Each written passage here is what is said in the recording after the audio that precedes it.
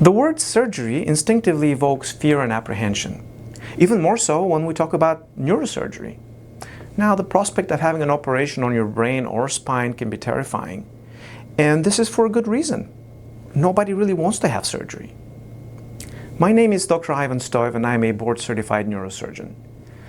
Now, I have a first-hand experience with this natural fear of surgery. My younger brother was born with cerebral palsy, and while he was a small child, he had a number of surgeries. And I have witnessed firsthand the effects that a neurological disorder can have on a person and their entire family.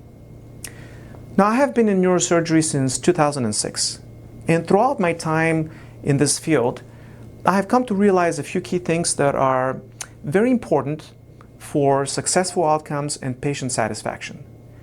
These principles have become pillars of my practice, and I would like to share them with you. Now, surgery is the last option. Just because you see a neurosurgeon doesn't mean that you're going to have surgery.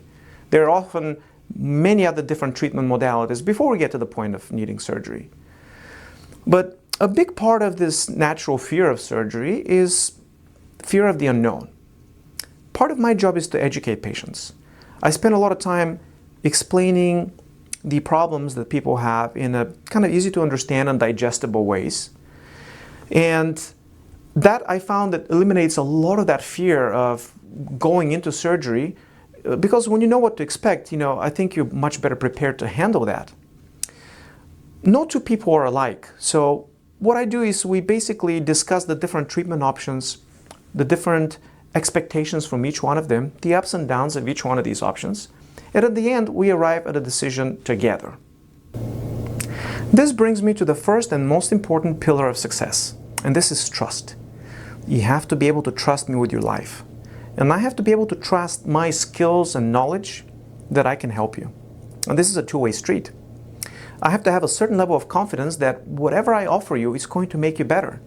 In some rare instances, I will tell you that I'm not the right person to help you, but I will do my best to point you in the right direction and get you the help that you need. Because again, surgery is not always the answer. The second pillar of success is pairing the right patient with the right surgery. This is very much akin to a marriage. Once this union is formed correctly, that would ensure the longevity of the surgery and also the positive and successful outcome. Unfortunately, unlike a marriage, you cannot divorce your spine, so this initial decision is of paramount importance. And this is where the art of medicine comes in. Now, the difference between a good surgeon and a great surgeon is the knowledge on when to operate and selecting the best surgical option. One of my mentors used to tell me, a good surgeon knows how to operate. A great surgeon knows when to operate. The next pillar is to have realistic expectations. It is very important that patient understands the recovery process, the type of improvement that we expect to see, and also the limitations of surgery. It is also important to research your surgeon. We all do reviews on restaurants and mechanics and barbershops. You wouldn't trust any mechanic with your car. Why would you trust your life to someone without doing the proper homework? The last pillar is the training background of your doctor. There are training institutions that hold their trainees to the highest of standards. They set the pace for the rest of the world. Graduates from these programs become world leaders in the field of neurosurgery and acquire the knowledge and the skill set to be the best of the best. Now, I trained at WashU, Washington University in St. Louis with Barnes-Jewish Hospital, which have been consistently ranked among the top 10 training programs in the country. They also recently celebrated their 100th year of the department existence of neurosurgery. And with such a long history comes responsibility. There is commitment to excellence. And their training is very rigorous. This is why it's so difficult to get into one of these programs. They're very selective in who they choose to train. The training is also very demanding, and they're upholding the highest of standards. But the end result is that they produce some of the best doctors in the world. And I'm very proud and humbled to be a part of this lineage of excellence through 100 years of existence in that department.